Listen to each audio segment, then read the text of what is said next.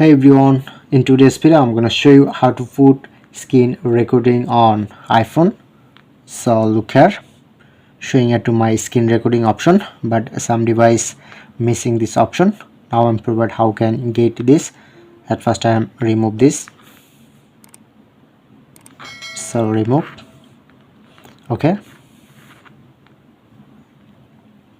Long press. Click on to add a control. And you just find here to screen recording. So look here, screen recording, or search here to screen recording.